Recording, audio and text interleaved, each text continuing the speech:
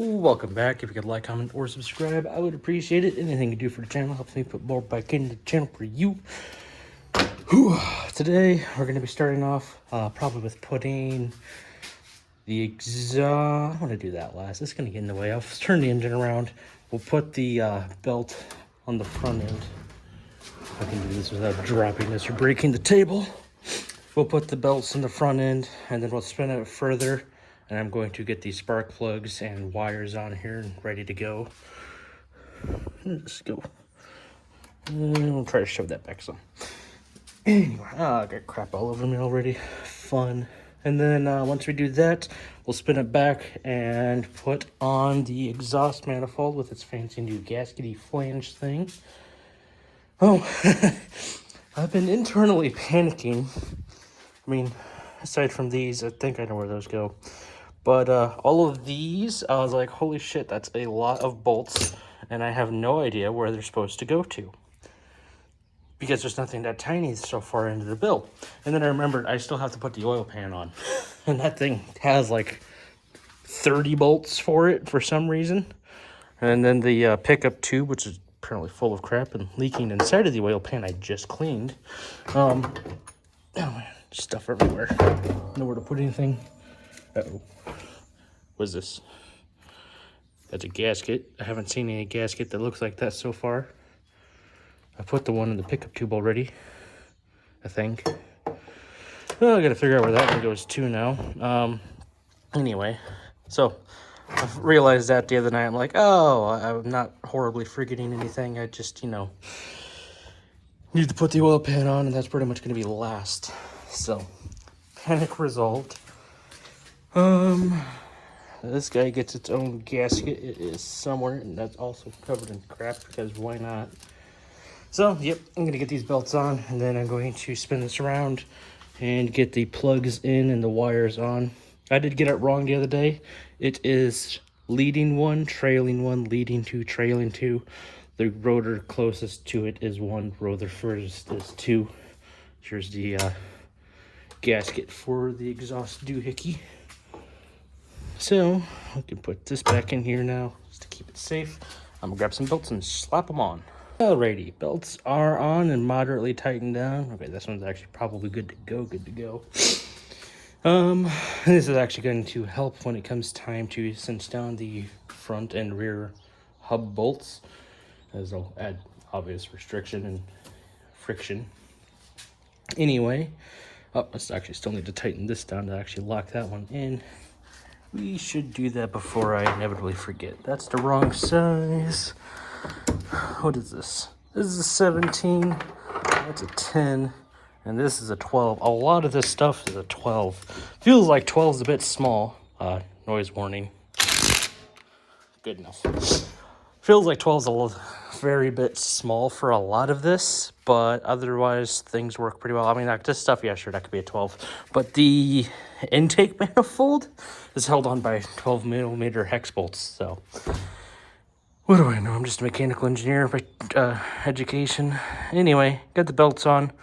It's pretty obvious how they go. They don't actually have a pulley that rides on the back for tensioning. This is just tensioner pulley, and it just free spins. Adjust it and then tighten it down in order to lock that in. And the other tensioner for the other belt is the alternator. You bring this in and out in order to tighten it, and then you lock this one down, and that's it. So, got those on. Next is going to be spark plugs and wires. Plugs are in. Gonna go grab the wires, and I actually still need to tighten those guys down. One thing I wanted to make note of is these belts are actually still good. I just went through and compared the numbers to make sure that they were basically the same. So I'm going to hang on to these in case for some stupid reason these belts decide to shred themselves, because on occasion new belts do that. So next I gotta cinch those guys down. I think this is the one I used. I don't know if it's the correct one. 13/16. A tiny bit of slop, but that'll work perfectly fine.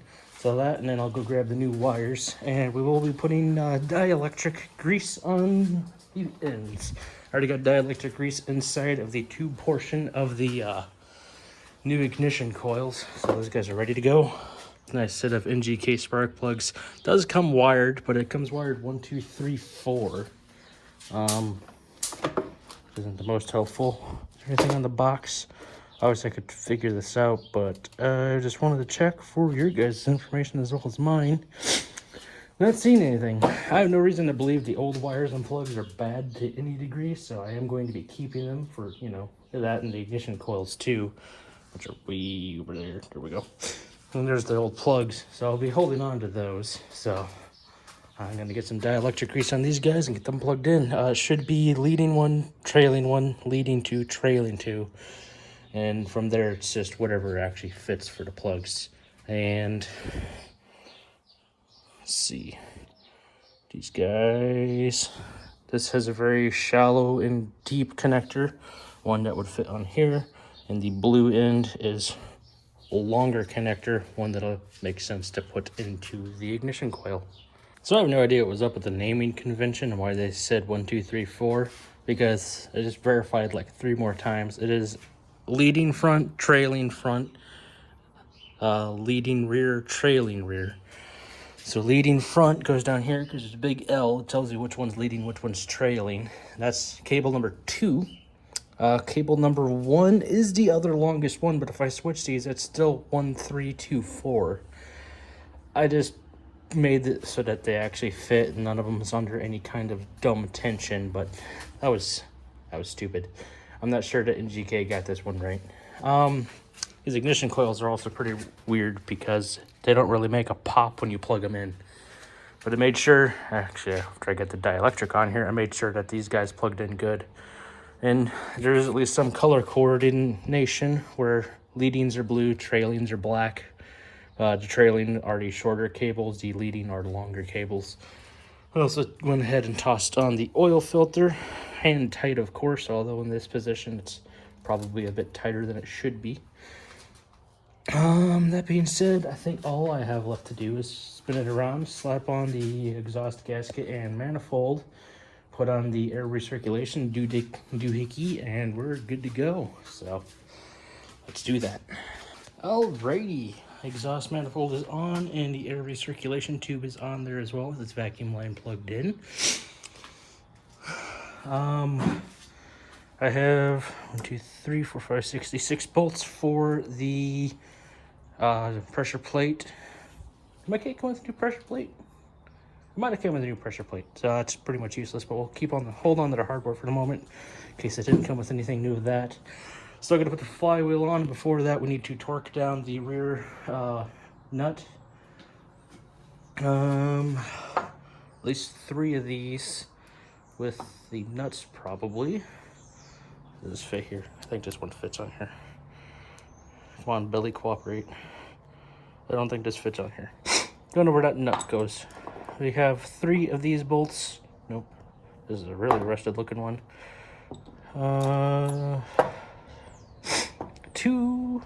3 of these bolts that don't have a nut, a random bolt or a random nut, a few more random ones. I think most of these are for the engine mounts, and probably those 3 are for the exhaust flange where it connects up to the catalytic converter.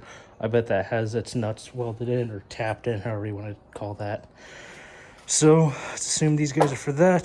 Guessing there's just a stud somewhere. These 3 were for the were replaced with the sewn adapter kit, so we don't care about those. The vast majority, or all of these little guys, are for the oil pan. I already said these are for the pressure plate. I don't actually know that these 3 came on the engine at all, because every time I've seen a bolt hole, I have just been, making sure to put a bolt in it and making sure that bolt fits.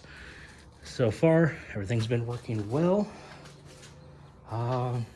Constantly trying to look this thing over to make sure I'm doing at least most of everything correctly. Yeah, this is basically ready to go in.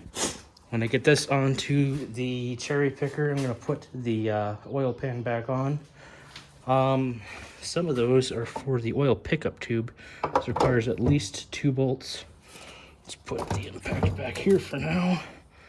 Still don't know what that's supposed to go to. I'll probably look that up here in a minute. Although, What could it go to? What's exposed? Does the oil cap have something? Man, the oil cap is tight on there. That was painful. Yes, the oil cap does have something. I think that's where that's supposed to go. It would be nice if Mazda would label their stuff correctly. I don't really care to replace the oil cap gasket right now, and we will not cinch that down as hard as it was. I did not have the foresight to order the oil and coolant in any kind of timely manner, getting those off of Amazon because O'Reilly's didn't have it in stock. It pretty much probably took longer to order it through them. Because the oil I'm going for is 10W30. A little bit thicker, but because it's not trying to force it through the oil metering pump and oil lines and injectors, it can be thicker oil and it's not trying to burn it. So I'm going full synthetic, high mileage, Valvoline. It'll be pretty nice and last a while. I didn't do anything that would warrant an oil change in any timely, immediate matter. Reused everything that was metal aside from the one oil control ring I got, which was already used prior to me, so that should be fine. So there's not going to be any kind of wear or anything like that. And the Wix XP oil filters are fantastic, so that should not be a problem at all. Trying to think. I've got this one line back here. I don't know exactly where it's supposed to go to. You can barely see the nipple where the fuel line is supposed to connect up to. That's going to be a dick to hook up, but we should be able to do it. I could actually connect up. See, this reaches up here. I can connect up. There it is. This O2 sensor. I will probably wait to do so because that's going to be like that, and that is definitely going to get in the way of me trying to put this in. So we're going to snake this through like that. That should be decently out of the way. Should be able to get that past the transmission. Do something similar with this, especially since I still have to work on try to get this to kind of hook itself in somewhere, because I'll need to mate this up with the transmission, of course, and I still need room to work on the flywheel and clutch and pressure plate. So far so good. I got the spark plugs in, so once I get everything cinched down on the both ends of the eccentric shaft, I can spin this over and really see how much compression it's making. Although it'll be more of feel and sound than anything, because I don't have a compression tester still. And I don't plan on picking one up. Anyway. So yeah, so far so good. Might end up having some problems with this. I'm not entirely sure. If so, it'll just have to live with the check engine light. Be a little bit of pain to sell it with that, but that's usually a common delete people do anyway. So, and I was able to, that's the first thing I removed from the engine while it was in the car. So it was not difficult at all to get down here and get to those, especially since now I already know they're 10 millimeters. So, and there's one up here. So, progress. I need 2 bolts for the oil pickup. I think that's 2 of these. I'm not sure where the other one's supposed to go. These 6, again, pressure plate. These 3 are for the exhaust flange. And this amalgamation of bolts is for the engine mounts. Just need to make sure I keep those guys together. I am going to try to clean up the oil pan bolts because they're covered in previous RTV attempts. Oh, the fun. And I also have 1, 2, 3, 4, 5, 6 of these washers, so I'm going to guess that they go for the bolts that go onto the pressure plate. So, keeping track of everything, making my little pile of stuff I'm going to hold on to because it wasn't bad, but for the sake of reliability and for the next person, I'm just replacing it anyway, such as the belt, ignition coils, and spark plugs. And I'll probably make a little box or a Ziploc bag full of that stuff and just hand that over to the poor bastard. Because I'm going to guess this, whoever's going to end up with this after me, which I don't plan on immediately selling it still, but they're not going to try to work on this in a proper manner.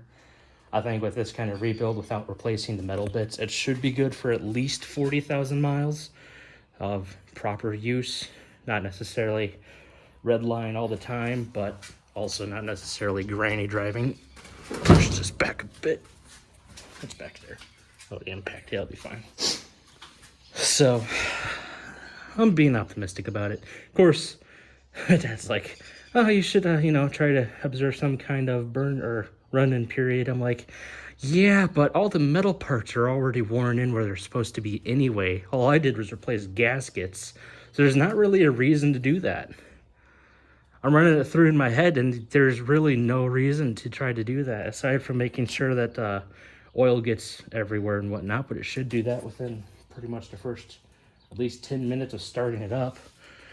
And whenever I do that, that's going to be a YouTube video, so that's at least going to be how long I'm going to be walking around the thing, looking at it, making sure it's running fine. God, I hope this thing runs fine. Oh, put that prediction down in the comments now. Will it actually start?